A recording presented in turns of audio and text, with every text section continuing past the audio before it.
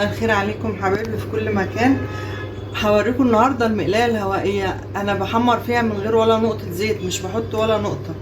ناس كتير قالوا دي غاليه، هي تعتبر غاليه شويه بس بتوفر لك بعد كده في الزيت، ما بتستعمليش زيت خالص، وبتوفر لك في صحتك كمان، بتحافظ عليها.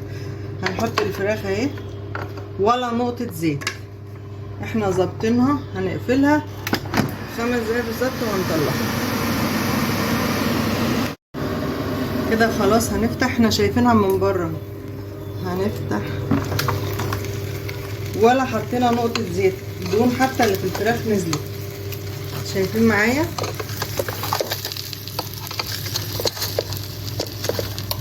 امشوا ورا الناس اللي تديكوا طاقة ايجابية، متمشوش ورا الناس اللي تديكوا طاقة سلبية وتقول لكم غالية ومش غالية. قلت لكم قبل كده 50/50 هيعملوا، 100/100 هتعمل، 20/20 هتعملي، وهتجيبي اللي انت عايزاه في وقت من الاوقات. على فكرة انا اللي شجعني اعمل القناة دي وامشي واصور الحاجات اللي انا بعملها واحدة انا بحبها جدا على اليوتيوب، قناة نور شانل. الست دي ادتني طاقة ايجابية جدا. انا كنت قاعدة فاضية لان ولادي كبروا وكنت زهقانة وفي الغربة، فانا كنت بتفرج عليها دايما، هي اللي ادتني طاقة ايجابية وخلتني اقوم اتشجع واعمل. وضيعت عليا الغربة وضيعت عليا الوقت، يعني ولادي في الشغل، فانا بعمل وبتبسط وبنفيد بعض بكل حاجة بنعملها.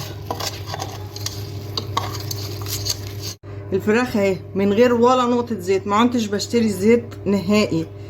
بجيب يمكن زيت زيتون ممكن استعمله نقطة على جبنة او حاجة، انما غير كده ما بستعملوش. ما تخليش حد يحبطك، هتجيبيها 20/20 50/50.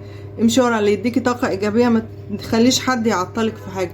هتجيبي كل اللي نفسك فيه، كل قرش يدخلك شيلي منه قرش، هتجيبي اللي نفسك فيه. ربنا يسعدكم جميعا وتجيبوا كل اللي نفسكم فيه.